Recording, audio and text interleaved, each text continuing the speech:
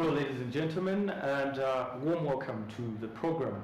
You're watching Smart 24 TV, and this is The Point. My name is Anthony SSEBBAALE and I am your host.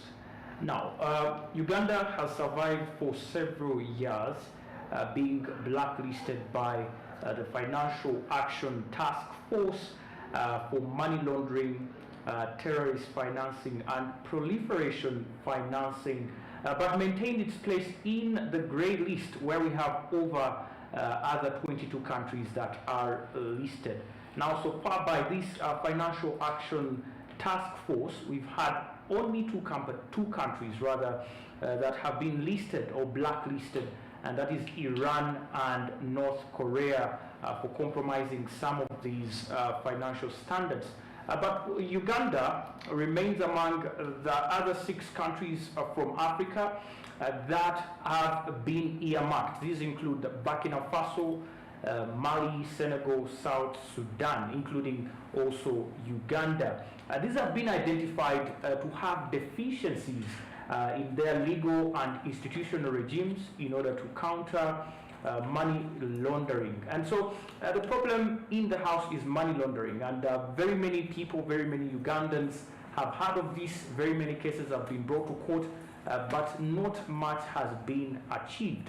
Now today joining me on set is COUNCIL-DERRICK LUFUNYA, who is going to discuss with us what encompasses this act, which we know as the Anti-Money Laundering Act 2013, and so many other policies and laws around money laundering. COUNCIL-DERRICK, you're most welcome to the show.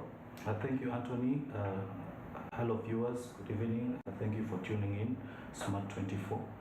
I hope we have a nice discussion so that we break down, Ugandanize, I normally call it, Ugandanize the discussion, yes, so that our viewers out there can understand exactly what we're talking about. Yes. Yes. Maybe Council can tell us about yourself. What do you do? My name is Derrick Lufunya. I'm an advocate of the High Court of Uganda. I practice under the name and style of Lufunya Associated Advocates. Basically, that's it. Yes. Yes, a family man and yes, a law-abiding Ugandan. Yes, well, let's start with money laundering. There are quite so many misconceptions around money laundering. Some people view money laundering as corruption.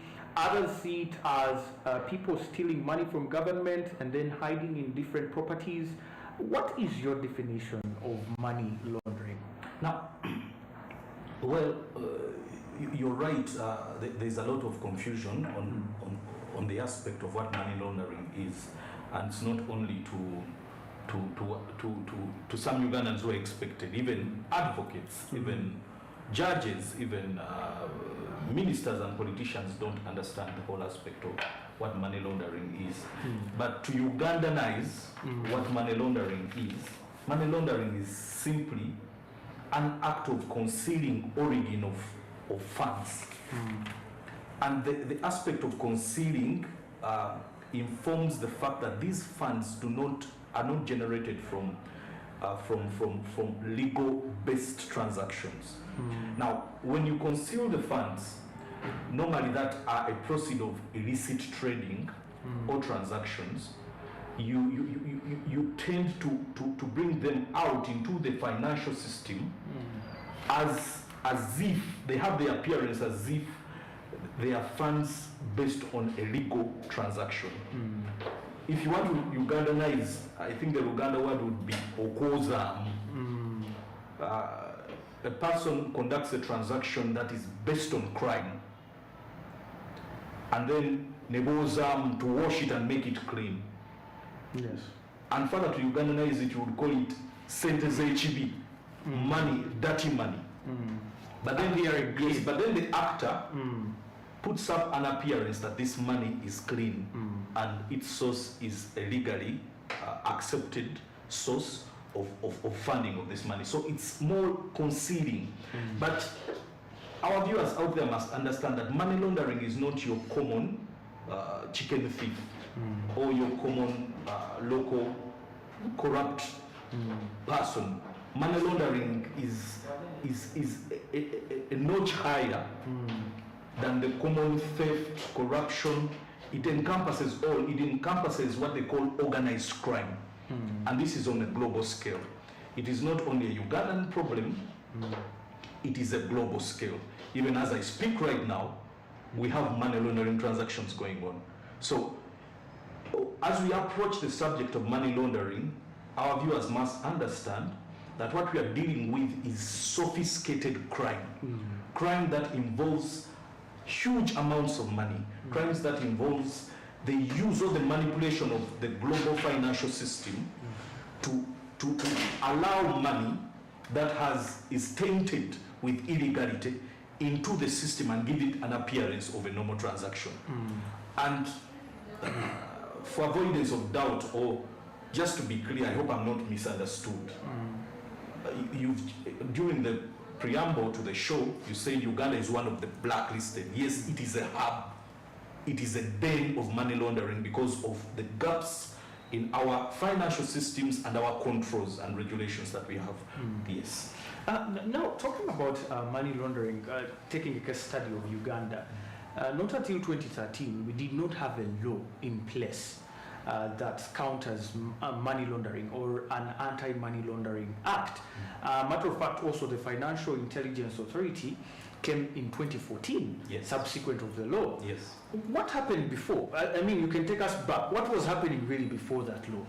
What happened before that law was that Uganda was the wild, wild west. There was no regulations. Issues of money laundering were very unknown to Ugandans. If they did exist, I think the actors then, the policymakers then, took it for granted until it started biting. You see, money laundering is attached to global events, global actors, people who are too powerful to even overrun government. We are talking about terrorists. Now, if you look at the history of Uganda, in 1998 we had terrorist attacks in the East African embassies on the United States. Now, in 2001, I think, if I'm not mistaken, the Bush era, September 11, we had the terrorist attacks on the World Trade Center. Yes. That ushered in a new regime of terrorism and combating terrorism. It affected every aspect of our lives. How you travel, the source of funding, you are profiled. It ushered in a new regime. So Uganda got attention.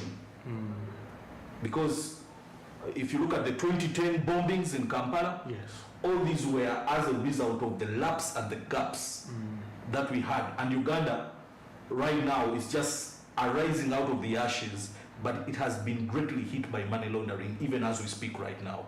It's in the top operations of government. So 2014-13, when the Anti-Money Laundering Act came in, it came in to give a semblance of regulations, but it had come in way too late. So it explains the amendments we've had in 2017 and currently a bill we have in Parliament, the Anti-Money Laundering Amendment Bill of 2022, to cope up with the global challenges that have come as a result of the pandemic of money laundering. Yes. Just to put things in perspective, you say that money laundering is not your regular thief on the village whatsoever. So are you trying to imply that if people do, for example, commit crime, we had crime, for example, committed in Masaka, people were murdered for no reason, and there was also some crime in Entebbe, and so many other things, and then maybe there are some gains, maybe people gain money from this crime. Should we and then maybe they use this money to maybe construct hospitals, they use this money to build buildings in Kampala and get rent. Should we also not term this as money laundering? Now, if you give it a denotative meaning, money laundering, whatever criminal activity is going on in Uganda, most especially terrorism, the bombings the bombings last year. Yes. Is it last year or this year? I think this year. Yes. The bombings this year on CPS and then Parliamentary Avenue. You see, in order for a person to escape or to penetrate our security and have acts of terrorism committed, not any random place, but at the center, the epicenter of law enforcement in Kampala, in our nation's capital. It shows a lapse. So, yes, corruption, theft, terrorism, tax evasion, or illicit enrichment. You see, in Uganda, I normally tell my colleagues out there, in Uganda you can become a billionaire overnight without the authorities questioning actually the source of funding. We do not have laws that govern election financing. So you find politicians engaged in spending money during electioneering, and then questions start coming up. Where does this money come from? You've heard of talk of, I think the president talking about some opposition figure saying that this kind of money is being supported and by Western powers, Western authorities. So whatever you see as a manifestation of very, very sophisticated crime, that is a creature of money laundering. We are talking about money that has come into the saturation of the system without anyone following. Because you see, the mafia or the actors in money laundering don't really care how much. Their interest is to, they have money on them, and if they get a vulnerable system where there are no regulations, you're going to see various crimes happening in the country. So basically, yes, even corruption, false accounting. We've heard of issues like organ harvesting, with human trafficking, illegal wildlife trade. All these are precursors, all these are signs of money laundering.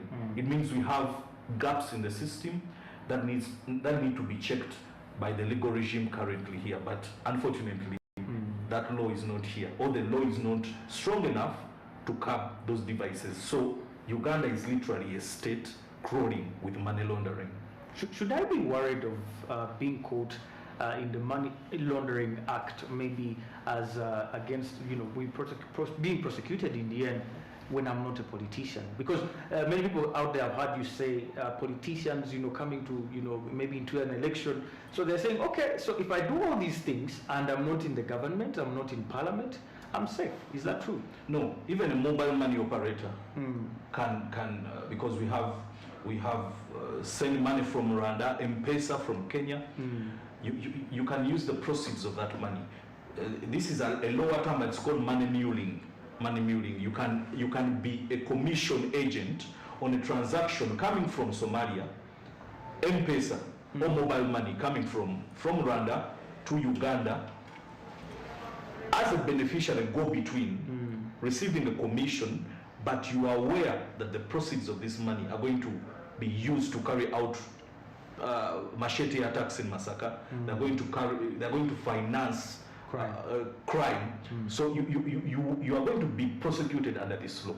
You're going to be prosecuted as an individual, an ordinary Ugandan, under the Anti-Terrorism Act, because all these acts, you see, you can't treat the Money Laundering Act in isolation of acts like the Registration of Titles Act. Mafias or speculators or money launderers like investing in businesses that are less suspect but also take a lot of money, because their purpose is to clean this dirty money and put it back into the system. Money laundering has three stages. First is placement. The funds must be placed in a strategic business that will assist the actor in making it flow. Secondly is layering. It's called layering. You create a variety of platforms or accounts where this money will go undetected. I think in the US, if a transaction, if say money is deposited on your account that is more than 10,000 US dollars, you're required to explain the source of funding. Yes. I've seen it in Ugandan banks, I think with the emergency of the Financial Intelligence Authority, they deem it a suspicious transaction. Yes. So you're going to do foreign exchange in the Forex Bureau, you must show the source of what funding. However, it's a weak, because even with the requirements in place, it's easy for people to have this, to bypass it. And then the last one is called integration. Integration is when everything is done and then this money is dispersed into legitimate transactions, and then what comes out, the proceeds, and they normally like real estate. They invest in land, they apartments, they invest in mining, gold. You've heard of issues of gold, cobalt, mercury, and all that. They invest in businesses like sports betting, because yes, the suspicions, the transaction of betting 1,000, 1,000 shillings may not look too suspicious to the regulating authorities. However, if over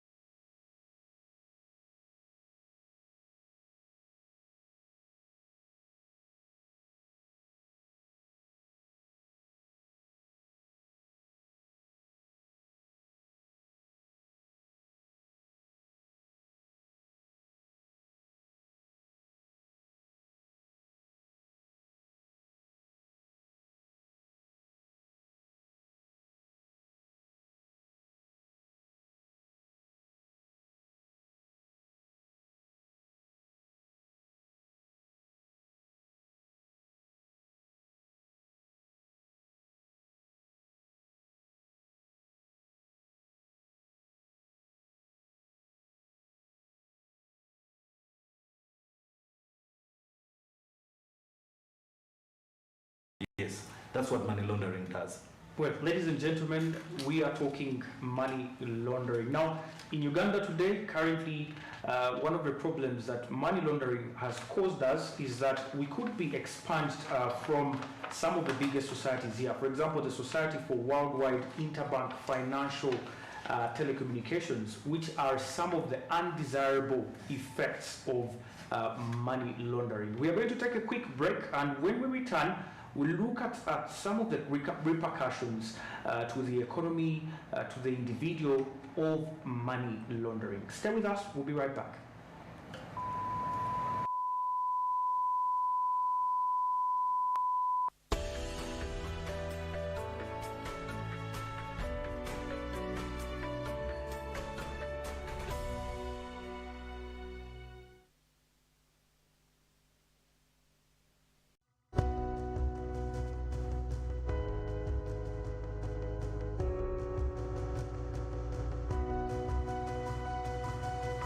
Smart 24